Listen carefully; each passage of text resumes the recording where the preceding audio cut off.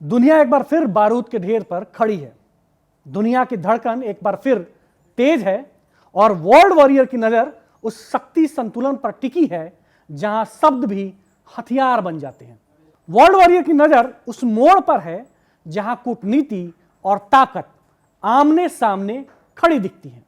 Davos से लौटते वक्त एयरफोर्स वन में पत्रकारों से बात करते हुए अमेरिकी राष्ट्रपति डोनाल्ड ट्रंप ने ईरान को कड़ी चेतावनी दी है। उनका दावा है कि अमेरिकी नौसेना का एक बड़ा बेड़ा ईरान की दिशा में बढ़ रहा है और वाशिंगटन तेहरान की गतिविधियों पर करीबी नजर रखे हुए है।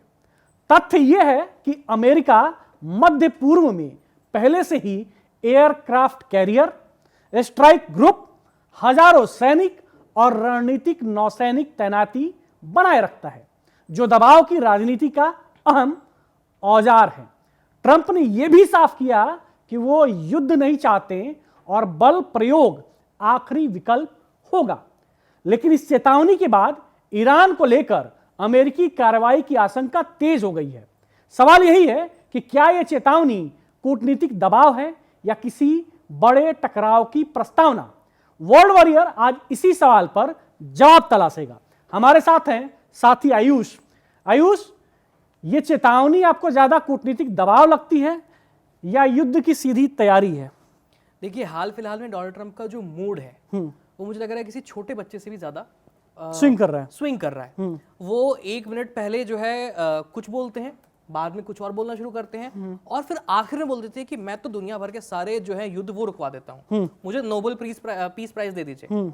8 युद्ध मैंने रुकवा दिए। और अभी जो ईरान के साथ वो कर रहे हैं कि ग्रीनलैंड पे उन्होंने किया है, जो वेनेजुएला में किया है, उसका जवाब कौन देगा। मतलब वो नेटो के मेंबर्स उनके खिलाफ हो गए हैं और किसी छोटे बच्चे की तरह वो इमैनुअल मैक्रों की चैट्स लीक कर देते हैं। अगर ग्रीनलैंड के मुद्दे पर इमैनुअल मैक्रो ने समझाने की कोशिश की कि आइए बैठिए बात करते हैं, दावोस के बाद जो है हम लोग मिलकर के बात करेंगे, तो वो कहते हैं कि देखो मेरे को ना मनाने की कोशिश हो रही थी और इसलिए डोनाल्ड ट्रंप ने स्क्रीनशॉट लेकर के चैट्स लीक कर दी। आप स्कूल में हैं क्या?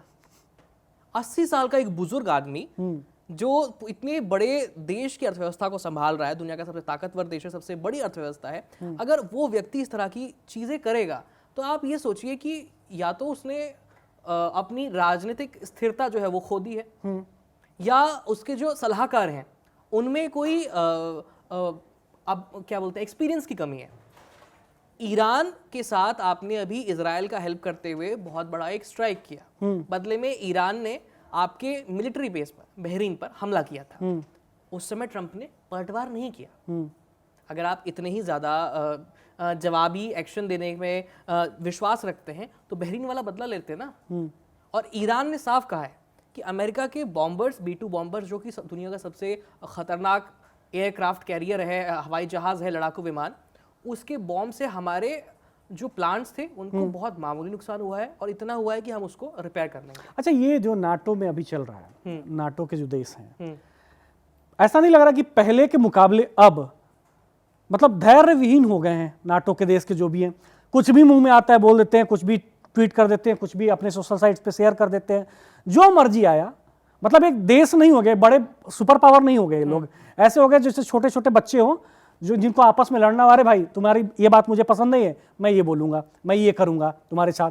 क्या ऐसा नहीं लग रहा है नाटो अभी फिलहाल ऐसा? क्योंकि अभी मेलोडी ने भी बोल दिया है ट्रंप को कि आपको हमला करना है करिए, फिर उसका जवाब हम देंगे।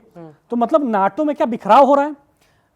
आप बिल्कुल सही कह रहे हैं। जिस समय नेटो बना था वो परिस्थितियां अलग थी और आज की परिस्थितियां अलग है।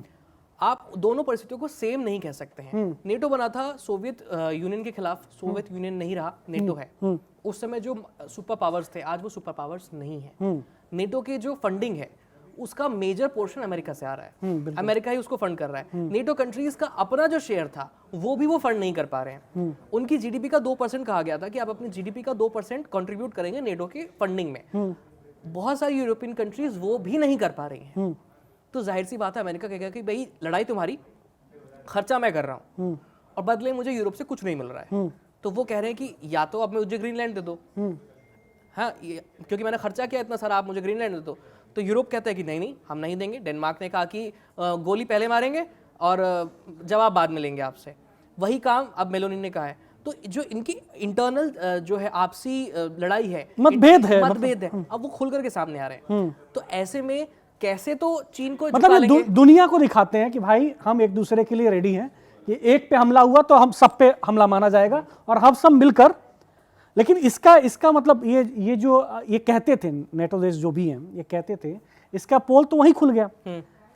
रूस ने जब हमला किया यूक्रेन पे, आप बाहर से सपोर्ट कर रहे हो लेकिन अंदर ही यूक्रेन जो है तबाह होते जा रहा है। हाँ। यहां तो पोल खुल गया, यहां दिख गया कि नाटो जो है किस तरह से अलग थलग पड़ा हुआ है। अब जो बाकी जो मान रहे थे ट्रंप को और ये सब, तो वो सब भी मुखर होकर बोलने लगे हैं। जिस तरह से ट्रंप करते आ रहे हैं अब तक, जिस सिनेरियो में बहुत मुखर होकर बोलते हैं, मैं यहां हमला कर दूंगा, मैं वहां हमला कर दूंगा, ऐसे बोलते रहते हैं। अब बाकी भी जो नाटो के सदस्य हैं, बाकी भी वो तो मुखर हो गए।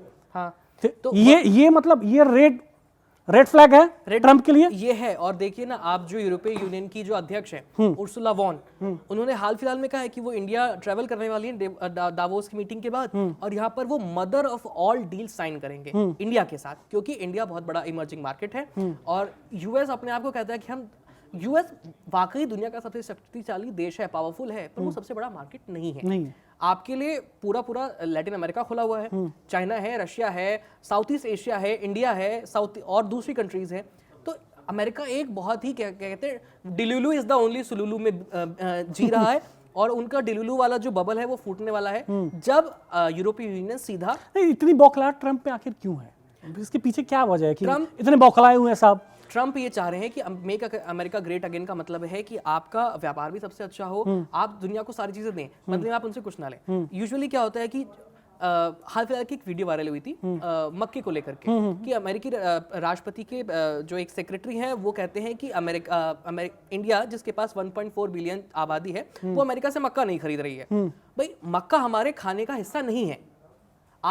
हम एप्पल का प्रोडक्ट्स लेते हैं, हम स्टारबक्स ले रहे हैं, हम तमाम तरह की हार्ले डेविडसन बाइक जो है वो इंडिया इंपोर्ट कर रहा है। तो जिस चीज की खपत इंडिया में होगी, इंडिया वही इंपोर्ट करेगा ना। कि वो दूसरी चीज उनकी है कि आप हमारे से मिल्क प्रोडक्ट्स लीजिए। अरे, दुनिया में सबसे ज्यादा मिल्क प्रोडक्शन इंडिया में हो रहा है।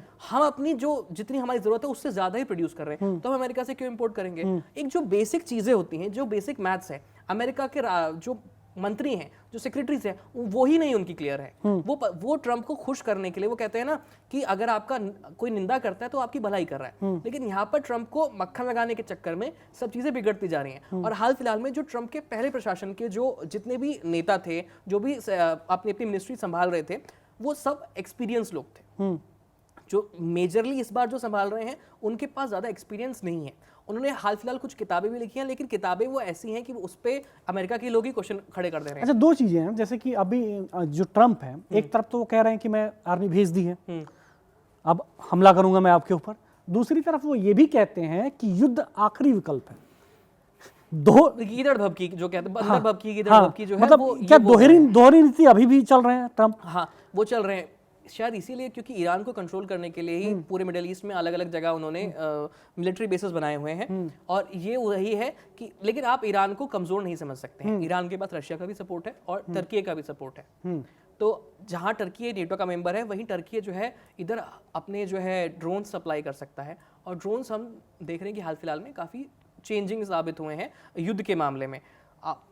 तमाम तरह के ड्रोन आप अटैक कर दीजिए और आप या तो हवा में जो है बड़े से बड़ा युद्ध जंगी बेड़ा जो है आप उसको धराशायी कर सकते हैं एक ड्रोन। तो क्या माने, हमला होगा या क्या? मुझे लग रहा है कि शायद ये सब वो होता है ना कि हाथी के दांत दिखाने की ओर और खाने की ओर, ये वो वाली चीज़ है। अभी ट्रंप जो है थोड़ा सा प्रेशर बनाने की कोशिश कर रहे हैं, लेकिन ईरान के साथ प्रेशर बनाना ठीक नहीं होगा, क्योंकि ईरान अपने इंटरनल कॉन्फ्लिक्ट से जूझ रहा है। और अगर आप उस पर बाहर से भी प्रेशर डालेंगे तो कहीं ना कहीं चीज़ें खराब हो सकती हैं। जो सिचुएशन बातों से सॉल्व हो सकती है वो एस्केलेट हो जाएगी, और अगर एस्केलेट हुई तो सभी के लिए खराब हो सकता है। मिडिल ईस्ट के जो दूसरे पड़ोसी हैं वो, और खास करके इंडिया भी इस सिचुएशन में कहीं ना कहीं बहुत ज़्यादा नुकसान झेल सकता है, क्योंकि ईरान के साथ हमारे जो है व्यापारिक संबंध हैं। हम चाबहार पोर्ट ऑपरेट करते हैं, हमने ही डेवलप किया है, तो यहाँ पे हमें नुकसान हो सकता है। दूसरा, जैसा रशिया और यूक्रेन के मामले में है, हम रशियन तेल ले रहे हैं तो इंडिया को टैरिफ झेलना पड़ रहा है, और ईरान हमारा दोस्त है।